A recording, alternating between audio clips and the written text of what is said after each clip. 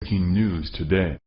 Please subscribe and then check notification box to get all breaking news alerts. The mainstream media has been lying about President Donald Trump's historic trip to Asia since day one, with the New York Times being one of the worst offenders. On Wednesday, after having had enough of the misrepresentation, Trump unleashed his fury on the liberal outlet, effectively shutting up his naive haters with just 3 simple words. President Donald Trump returned to Washington, D.C., late Tuesday after a whirlwind overseas trip to Asia which lasted nearly 2 weeks and saw POTUS travel to 5 Pacific Rim nations to speak with foreign leaders. He attended bilateral meetings, made speeches, and negotiated a number of deals that will help put the United States ahead in the global economy. "Our great country is respected again in Asia," Trump tweeted after returning stateside. "You will see the fruits of our long but successful trip for many years to come," he added. Indeed, the president was able to accomplish more in less than 2 weeks in Asia than his predecessor did in 8 years. Although it is widely known that Trump's trip was a resounding success, the mainstream media has been hard at work twisting the story to paint the president in a negative light. One of the worst culprits that we have seen when it comes to biased reporting surrounding the Trump administration is the New York Times. President Trump is sick and tired of outlets like the Net lying about him, so on Wednesday, he took to Twitter in his usual fashion to condemn the purveyor of fake news, calling the publisher weak and ineffective. "The failing at New York Times hates the fact that I have developed a great relationship with world leaders like Xi Jinping, president of China," Trump tweeted.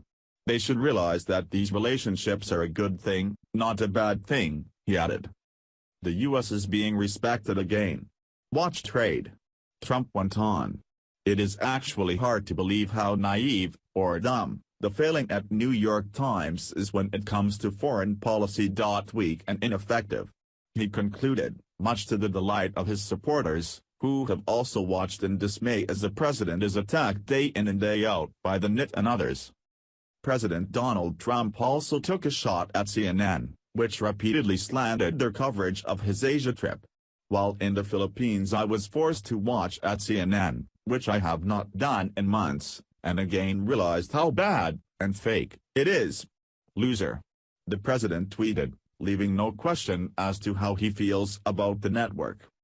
President Trump's historic trip throughout Asia unfolded flawlessly. From the great honor bestowed upon him in China when he and the First Lady were invited to dine in the Forbidden City, to his speech at the Asia-Pacific Economic Cooperation (APEC) Summit, both he and Melania represented America in a way that should make every U.S. citizen proud. One need only to look as far as the news media from other countries, which has had nothing but positive remarks about the Trumps, to know that their Asia trip was a success. However, it is unfortunate that the American mainstream media is still desperately trying to sabotage President Trump in any way possible 1 year after his election. This is particularly concerning for the citizens who still rely on our biased press to get their news. Will they ever give Trump the credit he is due? I wouldn't hold my breath if I were you. Share the story and leave a comment by clicking one of the buttons below.